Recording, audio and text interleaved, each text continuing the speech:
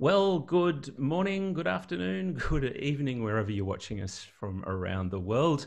On behalf of IABC Asia Pacific's President, Christy, and the entire Asia Pacific Board, welcome to today's webinar on story-powered leadership with Soundari Mukherjea. Welcome, Soundari.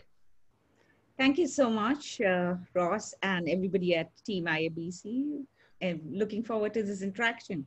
Yeah, look, I think it's going to be a great webinar. I really enjoyed our chat on Facebook Live last week, so I am really looking forward to it. So I'm Ross Monaghan, and together with Carolyn Ormsby, who is also joining us today. Carolyn and I are the Joint Professional Directors for IABC Asia Pacific.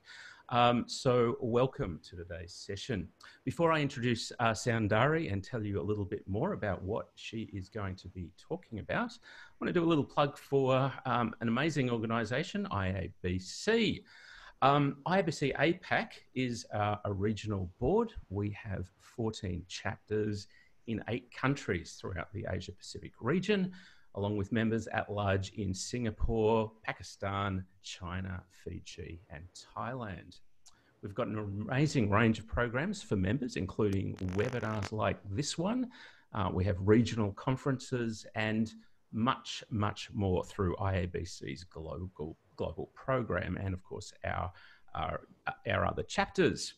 Of particular note, of course, is IABC's certification program, and that professional certification gives you the opportunity to demonstrate your knowledge and expertise and provides evidence of your outstanding abilities. And I'd like to point out that professional development webinars like this one count towards your training hours.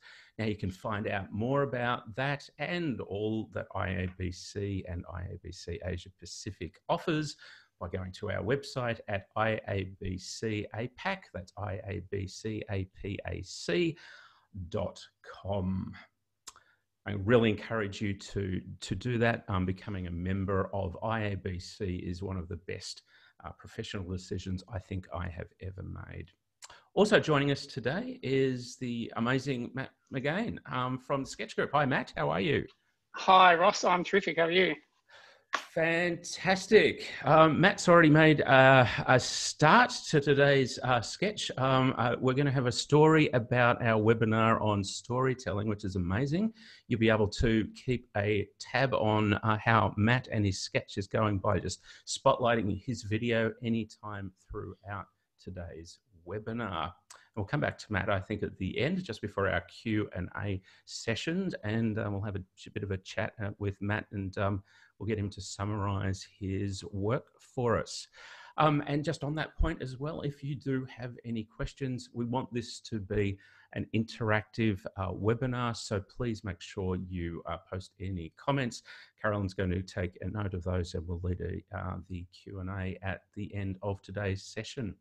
Which brings us to today's topic, story-powered leadership, how to engage, influence, and inspire.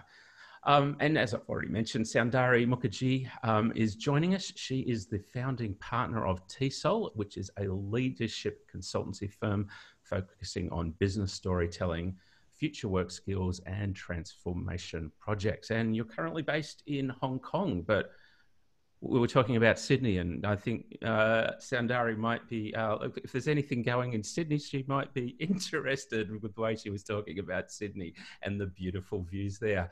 Soundari has 20 years of experience in finance operations, banking, and entrepreneurship with Unilever, ANZ, and now TSol. So thank you for joining us, Soundari. Over to you. Thank you so much, Ross. And special thanks to Carolyn, Sia, and Chrissy. And, you know, life is full of serendipitous connections, and that's how I view it. When I had met Genevieve Hilton, who is in Hong Kong with IABC in 2018, I had reached out to her for speaking at our leadership series, video series that we were producing. It is called Handshake, Connecting Through Stories. And she put her hand up immediately and said, very happy to be part of it. And that really led us to keeping in touch, talking about everything communication, everything storytelling, everything sourdough bread. And that sort of, connected me. She connected me when in May, when she sent a message saying, would you like to do a webinar for IABC? And if you think you would, I could connect you to Sia. And here we are meeting this amazing group of people. And I'm really thrilled and excited to start this conversation. Like you said, storytelling in business is all about connecting, engaging, inspiring, and influencing action. And we do this by helping leaders and teams build story skills. And we'd like to think that it's our BHAG of bringing humanity to the workplace.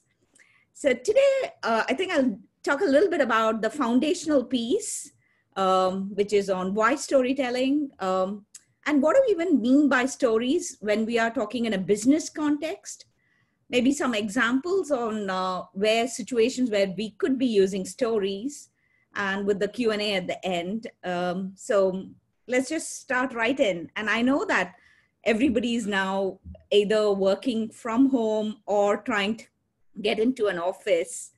So I just want to ask our audience today, and if people can just put it on the chat, really want to know, do you love working from home? Would you rather be at an office? Or is it a bit of both for most people? So work, home, office, and or both. So if you can just type those options on the chat for me. For me, it's definitely, a bit of both. Both.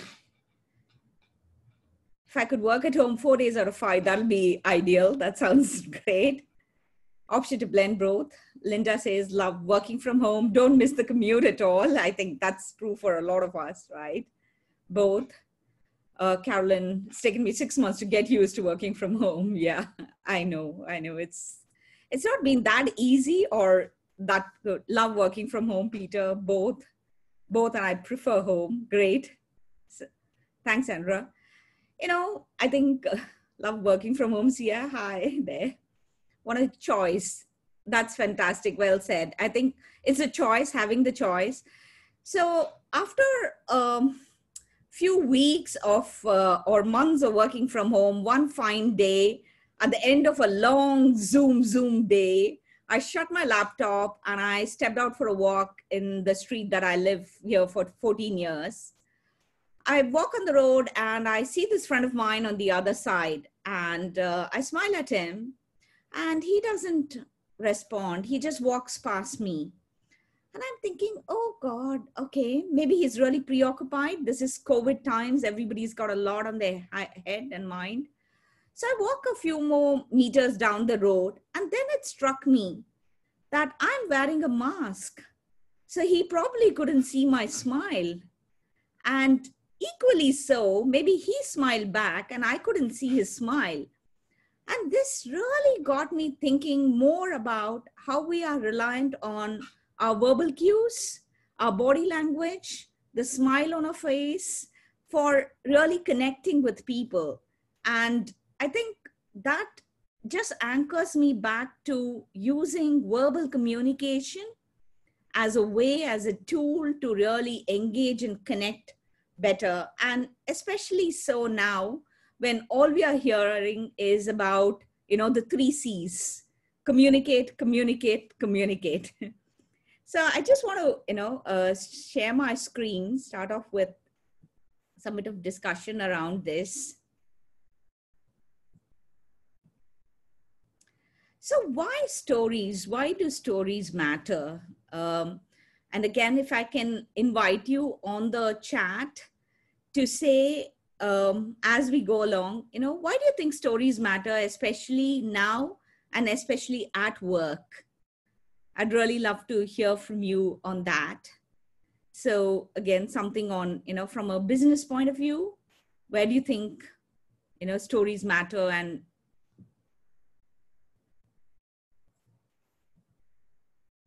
I'm going to just try and keep an eye on the chat screen as we go along. So why do you think stories are relevant in a business context? And this is a group of all business communicators. So I'm assuming everybody uses a lot more powerful way of, communicating. Stories are important because it focuses on people. Yeah, it brings us up close to people. People resonate with the message. Emotional connections are easily remembered. Stories bring important things to life, makes the messaging more memorable. Absolutely, Sandra. People remember stories, not facts and figures. It brings that emotional connection to engage. Absolutely. And all of what you said is so true about what we feel about a story, a compelling story, which is memorable than a spreadsheet, as Melinda says. And I just want to sum it up in 3 parts. We are human beings, as human beings, right from, cave painting days, we are all hardwired to stories. This is what we do organically as people. Put 2 people together, the first conversation will probably be, hey, do you know what happened last night? What did you do? So it's always very geared towards storytelling. The second reason is a little bit of social and cultural reason for us now, and especially more so in the COVID times. I believe we check our WhatsApps about 300 times a day or more. That sounds like a low number for me, but probably more than that. And we're also on a very content-rich environment, hundreds of shows from Netflix to choose from and so on, right? So we have a problem of information overload. We have a problem of choice. So it's really important to cut through all that noise and make an impact when we are connecting with people, when we are communicating with people. And there is, of course, the scientific reason. Without getting too scientific about it, definitely there is a bit of neurocoupling that happens when we say something and the listener is listening. So typically, if I'm saying, I think you may be able to tell what I'm going to say and pause, you're probably constructing the word next in your mind already. So it sort of, really connects. And this happens even more in storytelling when the neocortex of the speaker and the listener really couple and light up at the same time in the same way, the whole predictive part of it. So it is a human reason, there's a social and cultural reason, and there is a scientific reason. But for some reason at work, we don't seem to be using storytelling as much. I was chatting with this friend of mine who had just got out of a big town hall, CEO of an American bank, visiting all over the world, doing the town hall. And I asked him, oh, so what was interesting about the town hall? Give me some insider information. So I was just being a bit cheeky about it. And he said, oh, no, nothing, everything's the same. I said, that can't be. You have your CEO doing the rounds and talking about it. It can't be that he didn't say anything specific. He said, a lot of facts and figures. And that is really also a aha moment to say, there's a CEO doing the rounds, talking about the company. There is a whole communication team behind them who spent a lot of time, effort, money, putting a deck together, and people can't remember anything. And we see this as we go around in business at work, how communications aren't sticking. Salespeople are talking like brochures. We might as well read the brochures. Or we have tech people who are excellent at tech, but they're not really connecting and communicating information. So how do we really look at going beyond this and making it happen at work?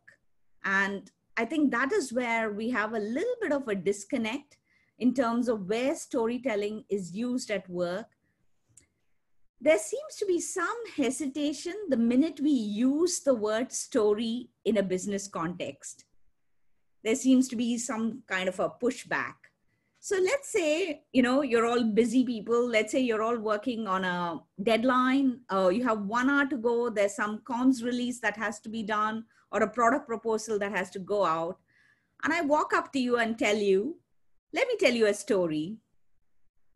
What would be your typical first reaction? Again, if you can, type in the chat or unmute if you can unmute and speak, whichever way.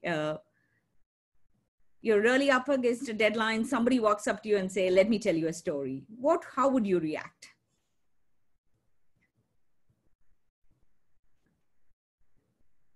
Now? I don't have time to listen. Later, I'd love to hear it, but I don't have the time now. Absolutely. I think there is some push over lunch. That'd be great. I think there's some pushback with using the word story in a business context.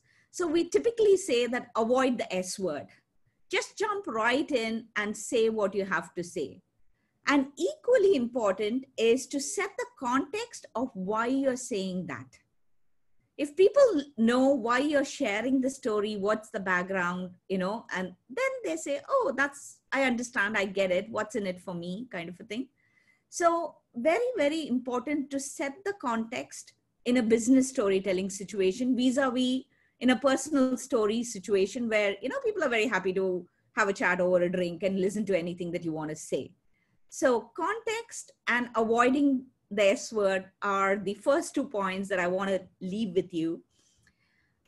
And because we also have a lot of internal communicators and people who use storytelling in a business context, even in written form, though our focus primarily is on oral storytelling, I just want to bring out a contrast.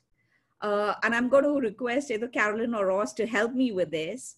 So I'm going to share a couple of texts from the antitrust panel hearing that was in the US, where you had Apple, Google, Facebook, all of them, appearing before the panel.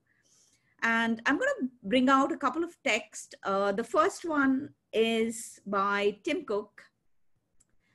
And it seems a bit longish, but I've read it and it takes about less than a minute to read that. Ross, if I can just request you to unmute and read this out for everybody. So it's, you think that's possible? It is, when I can find the unmute button. So my name is Tim Cook, I wish. I have been Apple's Chief Executive Officer since 2011 and a proud employee since 1998. Apple is a uniquely American company whose success is only possible in this country. Motivated by the mission to put things into the world that enrich people's lives and believing deeply that the way we do that is by making the best, not the most, Apple has produced many revolutionary products, not least of which is the iPhone. We do this in part by making ourselves and our customers a promise that we will only build things that make us proud. Apple's founder, Steve Jobs, used to put it a little differently. We only make things that we would recommend to our family and friends. Since 2007, the iPhone has been one such product. The iPhone has redefined the mobile phone through its seamless integration of hardware and software, its effortless user experience, its simplicity and design, and a high-quality ecosystem. Thank you so much, Ross. I'm just going to go away from this screen and ask all of you, what is it that you remember from that text? Again, if we can use the chat function to bring this up.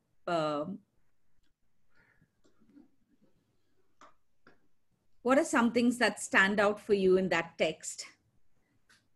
Makes products that make us proud. iPhone, Steve Jobs, make the best, not the most. Tim loves his iPhone.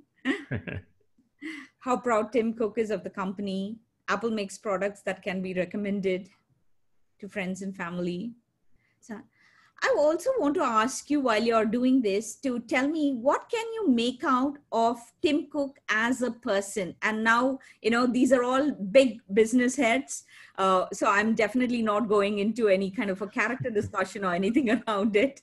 But just want to get, if you had read this text about XYZ person, what is a feeling about the character of the person that you will get? There is pride in the band, Jyoti, yeah? Can you get a sense of who he's his good speech writer? He's a proud employee, but I find it a little dry. There's an affinity to brand, emotive language, seems approachable with bland, respecting the history of the company, very technical.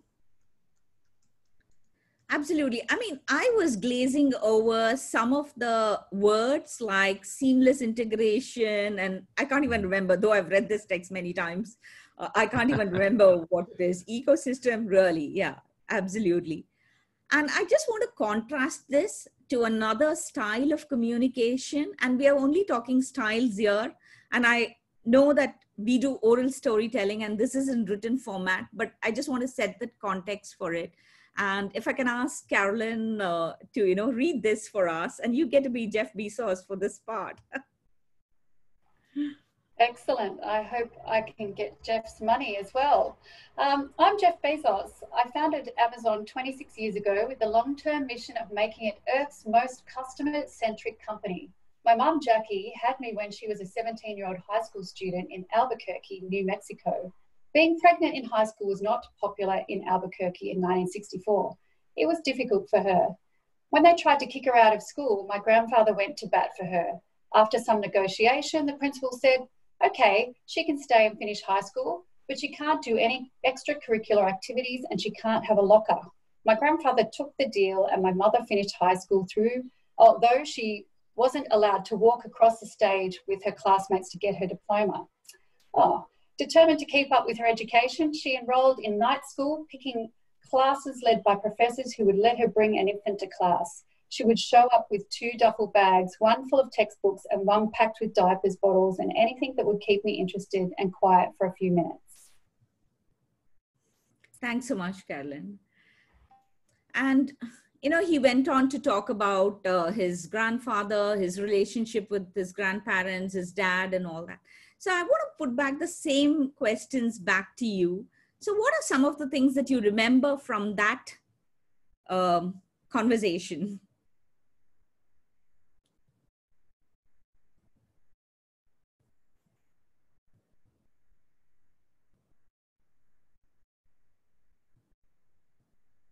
If you can again put it back on the chat. His mom was not allowed on the stage with the others at graduation. Jeff Bezos had a tough start to life, way more compelling. His mother gave him a great start, strong family bond, his vision for the brand, his roots, his pregnant mom's determination, the early struggle, absolutely, all of that, right? And if I were to ask you to extend this and say, what do you make of Jeff Bezos as a person by hearing this conversation that he shares? He respects the hard work ethics. Through the story, he shows that he was a battler, more compelling. I wanted to know what happened next, but can't yet see the business point of his story. Yes. It was a longish text, so I had to put in some part of it, Catherine. Didn't take what he has for granted. Strong roots, value for education. Sounds much more human and normal. Family and by extension, his customers are important to him. And there's so much that comes out of this text when he shares a personal story to make a reference to his situation, to his context. So when you use a storyline to talk about what it means to you, your messaging automatically becomes much more memorable, more impactful. And the use of emotions, I think when Carolyn was reading it, she was saying, when she was not allowed to get on stage.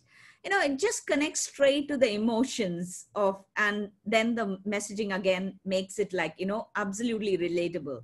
I could visualize her sitting in the school, classroom with the duffel bag and the baby bag and things like that, right?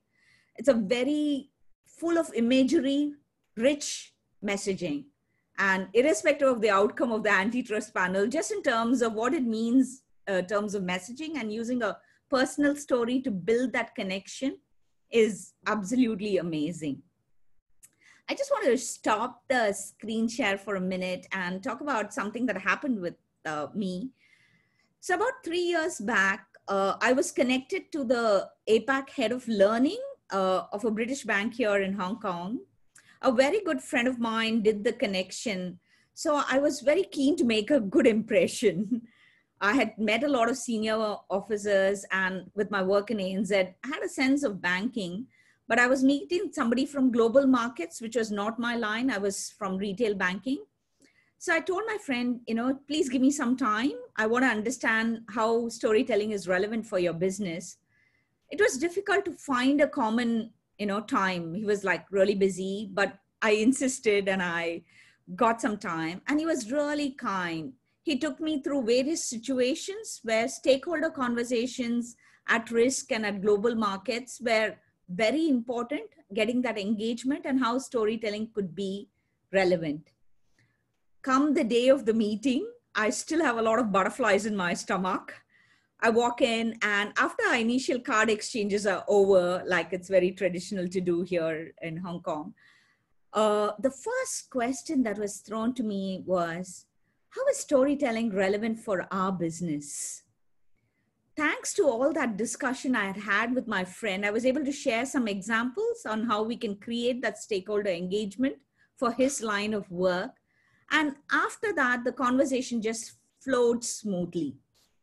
And because my friend had set me up for success, I was able to bring out the relevance of storytelling in what was otherwise not a very directly relevant area. You're talking about risks and markets in banking. Sometimes the connects are not very obvious, but because my friend had set me up and helped me with it, I was able to have that conversation and connection. So storytelling is a really valuable tool in a business context, and we just need to find ways in which we can use it and harness this much better and be confident about using it as well. I want to actually put myself on a spot here. So, and let me, say that I have a little bit of a thick skin. So go on and say this.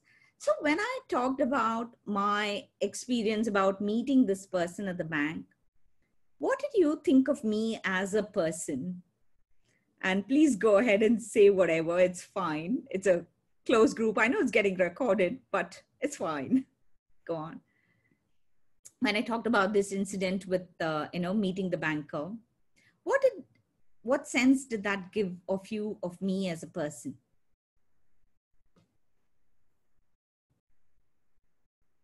Being well prepared is key to your success. Thank you so much, Philippa. The first comment positive, so that's good. And I'm just going to make some notes, so please carry on. If you can again, being open to learning and asking for help. You're keen to shape the brief to be successful. Thank you so much. That you cared about what was important to the business. You've done your homework. Thank you.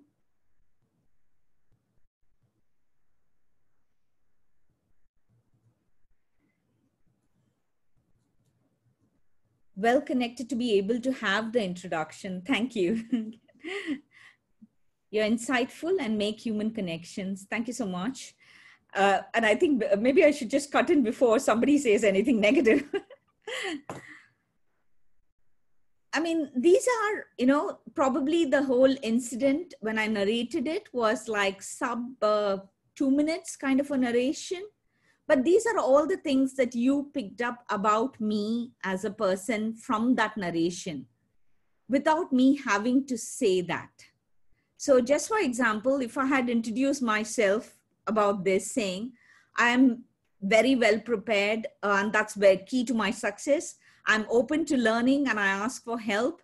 I'm keen to shape the brief to be successful, that I care about what is important to business. I do my homework. I'm well connected. I'm insightful. What would you have made of me as a person when I make all this, sort of braggish remarks? And I'm calling it braggish straight there, setting it up. So it's fine.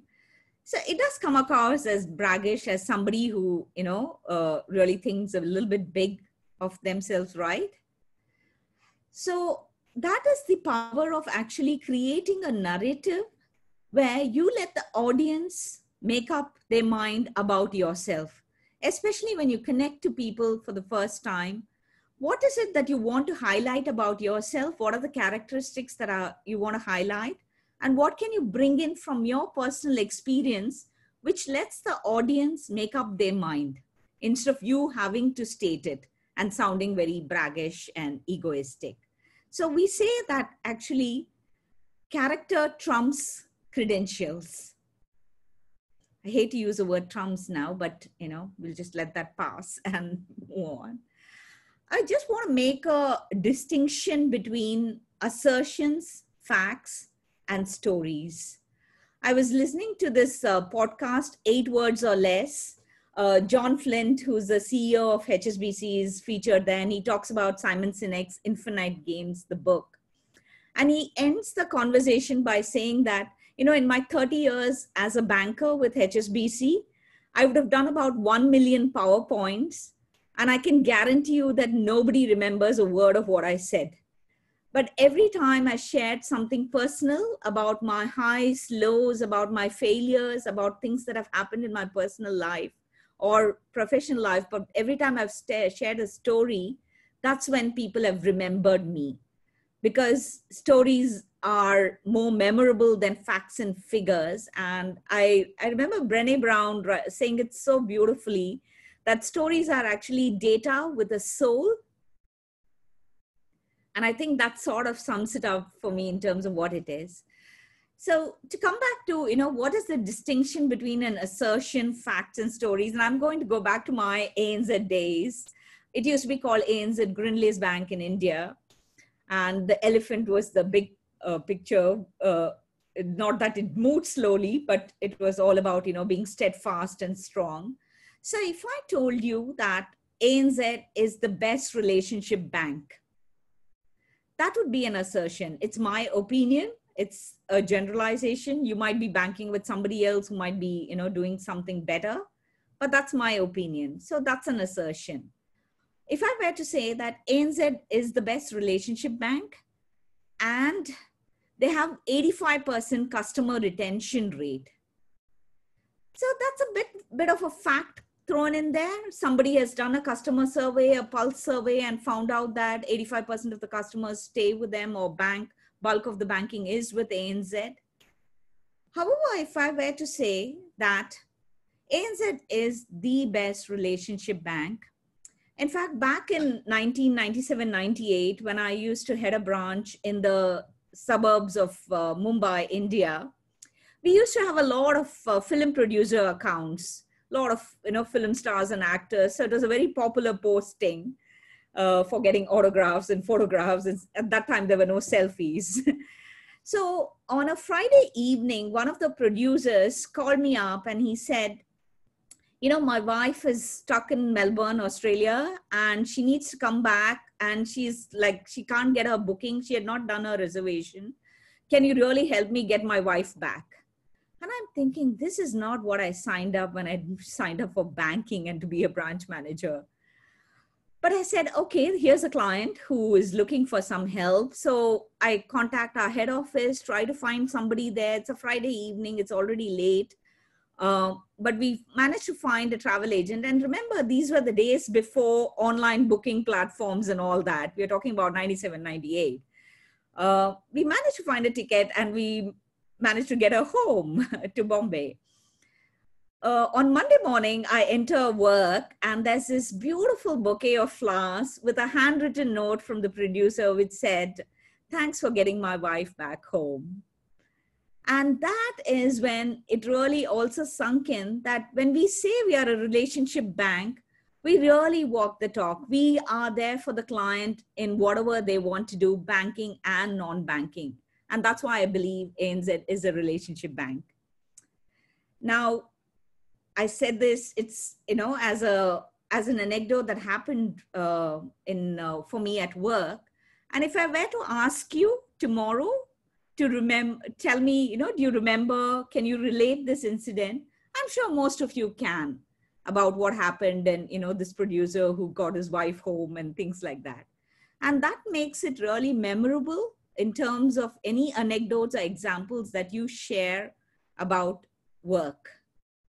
Instead of, again, saying ANZ is a relationship bank, we have an 85% customer retention rate.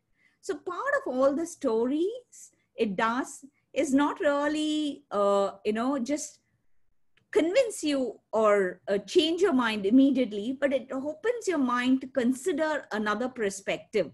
And especially in these days where we need to hear different voices, that's what stories really do. It helps us make sense of the world, and it helps us connect and engage better. So we keep talking about stories, but what is a story in a business context? And there are a few markers to it. And this is why I believe stories are as much a science as an art. So it's not something just for a few people.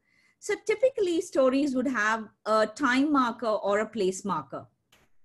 It would be back in 97, yesterday when I was walking down the road, 3 weeks back, there would be some kind of a time marker, place marker that's happening. Stories would also have a sequence of events. First this happened, and then this happened, and then this happened. So a sequence of events, then you're listening to a story.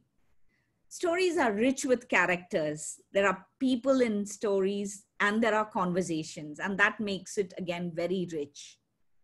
And most importantly, in a story, there is a reveal, there is that aha moment, something that tells you, oh, this is what happened, something which is out of ordinary. And while all these are great in terms of stories, what makes it a story in a business context is when you have a business point. Why are you saying that story? And, to take this back to, just to deconstruct it, to take it back to when I talked about, wearing a mask and walking on the road, that was a reveal on the story. And the business point there was to say that we believe in all these verbal and physical cues. We need to actually verbalize our thoughts and have a, look at a storytelling kind of an aspect, bringing into our conversation. And this frames what a story is. So if we had a normal meeting kind of a thing, I would have asked, somebody to deconstruct this for me. But, in the webinar style, I think we just move on. And the other related point that I want to make, that it's not always just personal stories. A lot of the times we are told that, we are technical people, we don't get personal, we are like a bit hands-off. But stories are there everywhere, and it can be about everything. So just for example, it could be a story about your product, about the origins of your company.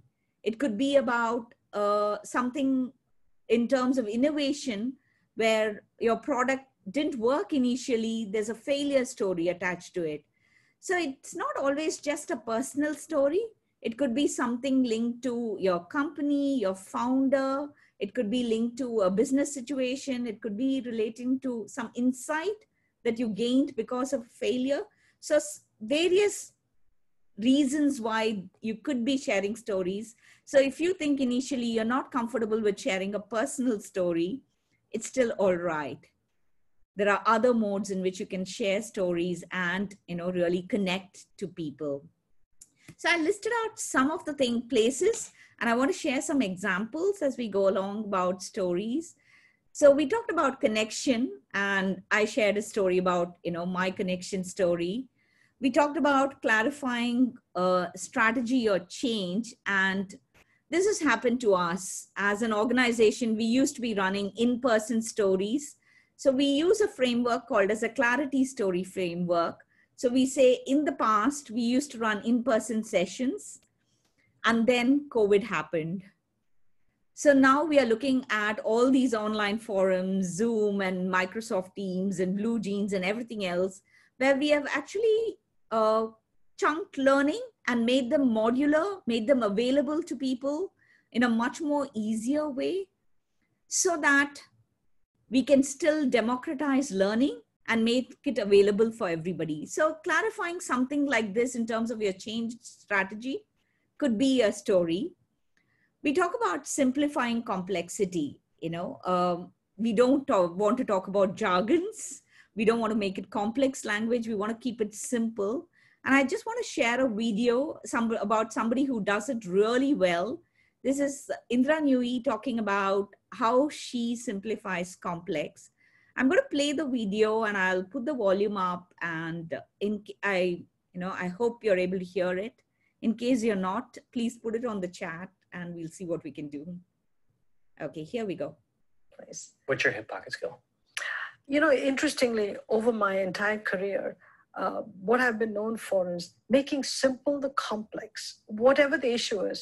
And if you gave it to Indra, it will get addressed. And it'll sometimes be areas that have nothing to do with. I'll give you one. When we bought Quaker Oats, we had to go through the FTC process. It was a long FTC process. And Steve Reineman, who was CEO, and myself, we had not been through an FTC process of that size and scope. The lawyers were handling it, but lawyers speak in legalese. And Steve walked into my office one day and said, I want you to take over the FTC process. I said, I've got post-merger integration to worry about. I'm CFO and president. I've got too much to do. He just looked at me and said, I want you to take over the FTC process, working with the lawyers, of course, because he wanted it demystified.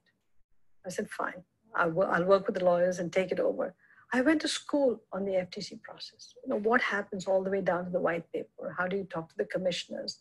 How do you make the case? What's the econometric analysis that has to be done? I became a student. And I could now explain in very simple terms to my CEO what needed to be done and how we can influence the process so that everything is stated in simple language for people to understand, as opposed to always talking in legalese. I'm sure the FTC understands legal, but as people who are so dependent on the outcome of the process, we have to understand every part of the process. So if I go back through my entire career, Dan, anywhere. I just want to stop this here. So, where do you think, when you want to communicate in business, where do you think you could use this example? And, all the examples that I share are some things that I look to use in a business context. Say, when I want to talk to somebody and tell them that, we need to keep this really simple at work. So I want you to look at all these examples from that lens on where in your work situation could you be using this example to make a point. Please. Let's say you want to change perspective, and I want to bring in this, example. So in India, water is a big problem everywhere, and women walk long distances, like in Africa, and like in a lot of other places in the world, walk long distances carrying these pots on their head to pick up water. Sometimes they have another pot on their hip. Sometimes they have a baby on the other hip. And it's not an easy process at all. And this is a gender issue which people have been trying to tackle for a very, very long time. So we were working with a group, a friend of mine's NGO, in a place called Jau Jawahar in the outskirts of Maharashtra, India. And they brought in these water rollers. And what the water rollers did is something really interesting, because before that, they were walking around in the villages saying, your wife is carrying all these heavy things. Why don't you give her a hand? And the men folk there wouldn't move. You also had teenage sons in the house who were not going to school, not doing anything, but not really helping the mother bring the water. So it was sort of something which was relegated to the women. And it was affecting not just the mother, it was also affecting the daughters in the house, because they weren't allowed to go to school because they were busy collecting water. So when the water rollers came in, it sort of ungendered the whole carrying water process. It became a toy, it became a technical tool, it became a technological thing. And here you had all the boys and the men running saying, oh, it's a vehicle, it's a toy, I can put water in it and I could push it along. So you could be fighting this as a gender issue, or you could be looking at it as, how do I design an intervention around this to bring an innovation into this space, which will ultimately, of course, ungender the problem, but without having to hit my head against a wall saying, men need to pitch in, do this, do that, in a very sermonical kind of a way. So when we talk to people about looking out of the box and coming up with design solutions, which will take care of overcoming entrenched views, what is your water roller moment? Could be a great question to ask. So again, where in work could you be using this? anywhere where you needed to tackle, entrenched views or biases, how do you look at design and technology as a solution to deal with it? So this is something, again, feel free to put in the chat on where you could be using it at work, or, it's something amazing to really implement change without, like I said, banging my head against the wall kind of feeling. So how do you change perspectives? I'd also heard about this lady, Jane Chen, who used to work with the Stanford Design Center for Social Impact. And one of the things that, I use Dilbert often as a reference for, grounding ourselves. We always talk about, when we talk about innovation and technology and product, we talk about how do we add more features and more features and more features. And that's the thing, right? So before you know, you have something which is a lot of features, but maybe not something which is very useful, or adding all those features has made your product much more expensive and complicated to use. So Jane Chen was working with a Stanford research team, and the project that she took on was looking at deaths, infantile deaths of premature babies. And there were about millions of babies dying every year because they didn't have access to an incubator like it is in a first world nation. And they really wanted to tackle it. So a group of them worked on it and broke down the incubator to what is it, bare bones basis, what does it do? It gives warmth. So what if I actually create a sleeping bag with a heating pad, which is reusable, which makes it accessible to everybody? And the incubators this is around 2005 when she started working on this.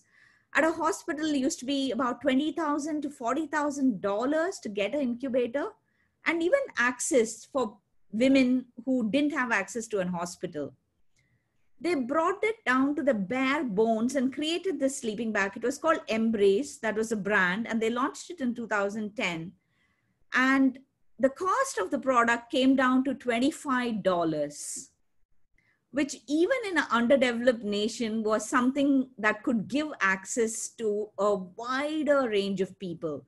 And that year, when it was launched, about 3 million babies were saved from premature death because of Embrace these bags.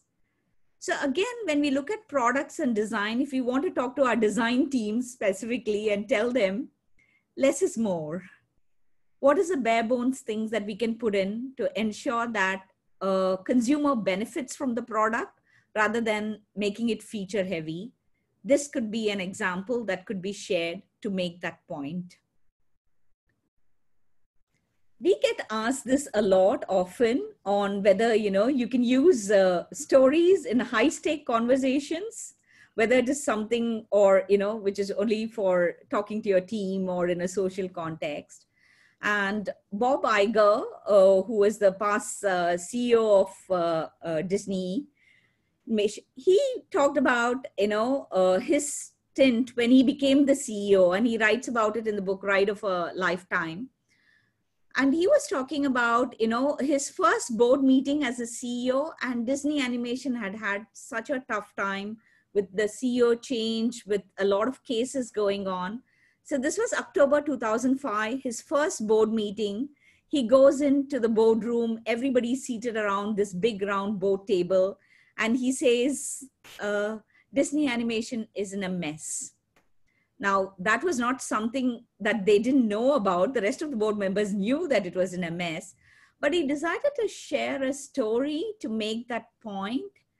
So he says, gentlemen, a couple of years back, we went to Hong Kong Disneyland, and we were watching that parade that happens, the fabled Disney parade. We had all the floats coming. We had all the characters coming there. And, the first few characters which came in were the classic Walt Disney characters. You had Pinocchio, you had Cinderella, you had Snow White. And then there were some characters which came from Michael Eisner's early days, which was like Lion King, Beauty and the Beast, Aladdin. And then there were the characters which came out, which was from our partnership with Pixar, which is Finding Nemo, Toy Story, and Monsters. And he said, do you know what was odd about this? And the board members were like taken aback and they were looking at each other. And he said, we haven't had a single new character in the last 10 years. And for an animation company, having characters is bread and butter. That runs the theme parks, that runs your rides, it runs all the merchandise and everything else.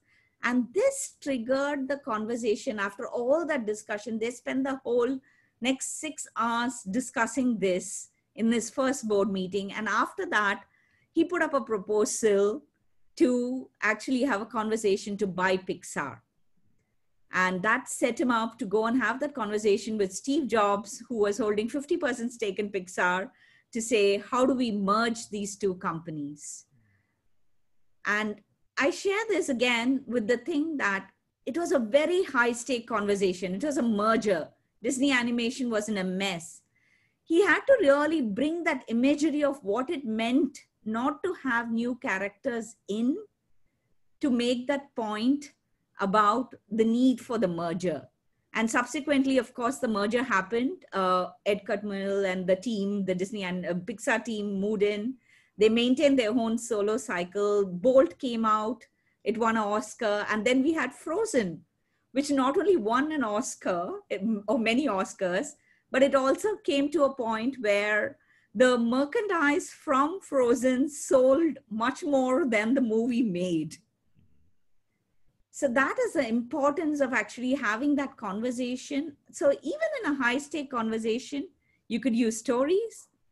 It is to the point of saying, what is that central lever in our business that we need to leverage to turn around our business and product?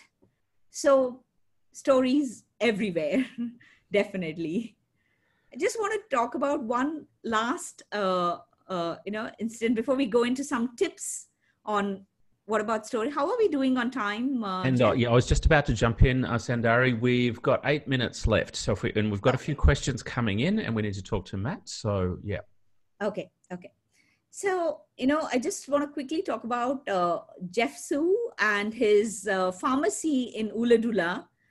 We talk about being human, we talk about being connected, and I think some of these customer-centric activities are what really make a difference.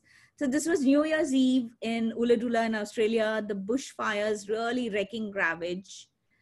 Jeff and his partner Tim kept their pharmacy open, and they kept supplying medicines not only to the stranded travelers, but also to isolated patients.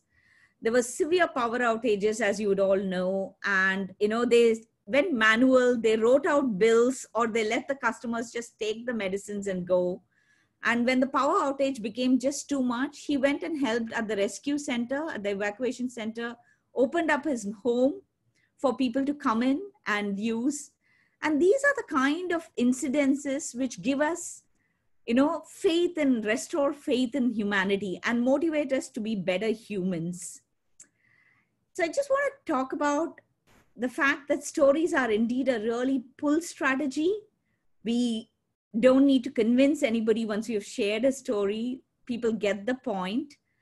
And just leave you with a few tips, which is always remember why you're telling the story, the framing on the relevant statement as to, and that helps keep it really crisp and make it open for people to listen to your story. How do you keep stories real? Ground them in facts. Only authentic stories, not made up ones. No fake news here for us at business. Keep it short. Have a variety of stories. So don't be a one story wonder. And stories are there everywhere. It could be your stories that today that you heard of the webinar, something that was an experience with somebody else. And most importantly, practice.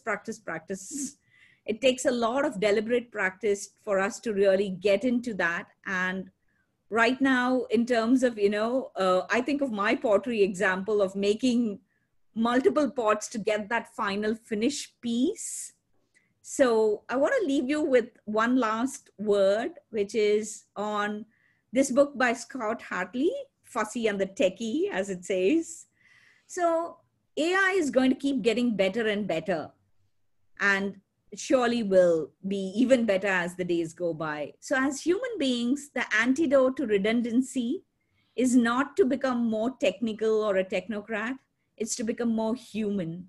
So story on, use stories to engage, connect, make sense of the world, and be more relatable to your audience. And with that, we run this as an online session. We use a virtual workshop mode on this now because everything has gone virtual. I will leave some details later with Ross, and I will leave it open for any questions. And thank you all so much for joining and making the time and making this interesting. And thanks, Matt. Thank you, Soundari. That was amazing. And the fact that I've been watching the participants, no one's left. So that's what a great outcome as a speaker. That's fantastic. I'm going to go to Matt quickly. Still hard at work there. What have you made of, what's your summary, Matt? Should I stop? There's a mute button, sorry. Should I stop sharing my screen? So that would be a good idea. I think, Soundari? Sure. Thank you, Soundari. Wow, there was so much in there. Look, I tried to do my best to cherry pick some highlights. So I just have a poor old fellow here looking a little bit bewildered working from home. That initial conversation about like setting the scene for the situation that we all find ourselves. I've got a very white looking CEO blurting out facts and figures over and over again with the question, why don't we use more stories in business? So I thought that was a nice frame for that question because the audience there are fast asleep. Soundari's story about smiling with the mask on, I turned into a short little comic with the thought bubble where she's saying, I wonder why he didn't smile back. I've got the two Apple and Amazon CEOs with a couple of quotes to kind of contrast their two approaches, and a few other tips here about how I really love that bit about how telling a story can lead others to infer things about you. So you should let them make their mind up rather than espousing your own virtues. And then just in the corner, we finished with what makes a story, that kind of structure, breaking it down, and the tips for how to get better at it in the corner there. And then there's the water roller, because that was a really iconic part of the presentation, I think, bringing it back to innovation and how it can solve real world problems. Thank you. That's great. Thanks, Matt. Carol, we've got some questions.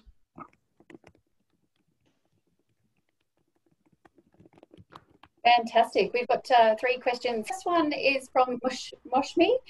What is the most effective form of storytelling for internal communications during such a time where everything is virtual? What works, written or visual? Yeah. Thank you so much, Carolyn, for helping me with the questions. That makes it easier. I've pulled it up now. Thanks, Moshmi. I think it's a bit of both, I would say, though our work focuses around oral storytelling. I do see now that a lot of CEOs are connecting with their teams using written communication, because you can get onto so many Zoom calls, there's Zoom fatigue and all that. So while you can share stories verbally when you speak, people are definitely using written, and we are using it as well to talk to our clients, to, get them to engage with us in a slightly non-obtrusive way. So instead of sending mailers and a lot of downloading information, definitely in the written world, stories are going to be equally important. Our next one's from Melinda, and if we can just unmute her, Ross. Melinda Coyne. You're live now, Melinda? Yeah, can you hear me? Yes, we can. Thanks, Ross, Carolyn and Soundari for hosting this. It's fabulous. I was interested to know, in many, at executive level, steercos and things like that, you really see lots of data and no storytelling. And I was wondering, Soundari, why you thought that was and how we can influence that as comms people. Because I know I'm anaesthetised to death when I look at this, and I do wonder, given the questions at Steerco, have they really understood what's presented to them anyway? I mean that respectfully, I'm genuinely asking. Thank you so much, Melinda. And I think we have a rich group of people here who can probably answer it better. I just want to say that I think one, to quote Gandhi, be the change that you want to see. So I think we can all, as comms people, really lead that, answer in stories, definitely, for things at steering committees, executives. One of the things that we found that especially at CEO level, people don't have the time. So keeping the stories really short and crisp would do it. And you would find more people definitely using. The thought that, it's going to be really long and elaborate probably prevents people from using stories. That could be one thing. And I'm very happy to hear from more people about it on their perspective on, We've hit time, and Jody, you had a question, but we might get Soundari to come back to you. I'll just hand back to Ross to wrap up. Thank you, Carolyn. Look, that was an absolutely amazing session. Some of the key points, we're running out of time. Don't have time to go over all of them, but the ones that I really loved, stories are about data or stories are data with a soul. I really loved that. And look, I think summing up a lot of my other comments were was one of your comments about stories motivating us to be better people and better communicators in the business sense, I guess, is an extension to that. So Soundari, thank you very much for your time. It was an absolute pleasure. There was so many gems in that. Not only was this a live session, we will also be, or we have recorded this session, and in a few days' time, this webinar will be up on the IABC Asia Pacific YouTube channel. So you'll be able to review that there. Somebody asked about, I think it was Melinda, asked about the slides, so you'll be able to see the whole presentation, including the slides there. Just a couple of highlights coming up for IABC Asia Pacific in the next few weeks. Of course, this evening, as we do every Wednesday evening, we have our midweek drop-in. That is at 8 p.m. Australian Eastern Standard Time tonight. You can check the times for your local area. If you'd like to participate in that, you can book a spot in that at IABCAPAC.com. That's our website. Also, our next free webinar is on the 14th of October at 2 p.m. We'll be talking with Jerry McCusker about controlling the crisis narrative, a very topical webinar coming up. So I'm really looking forward to that. And Jerry's another fantastic speaker, very dynamic, and his business, The Drill, works with a lot of organizations in this region, helping them to control the crisis narrative. So that's going to be a fantastic seminar. And you can book for that at our website, again, IABC APAC, IABCAPAC.com. 14th of October at 2 p.m. Australian Eastern Standard Time. Well, that brings us to a close to today's session. On behalf of the board and our president, Christy, thank you all for joining us. A huge thank you to Soundari for your presentation on stories. And thanks finally to all of the participants today. It was great to have you here. So I'm going to draw it to close. Thanks, and I hope to see you next month. Thanks, Ross. Thank you so much. I really enjoyed myself. And thanks, Matt. That's beautifully presented. I'm looking forward to having a detailed look at it later. And thanks, everybody, for organizing it. And do stay in touch and do connect. Thank you.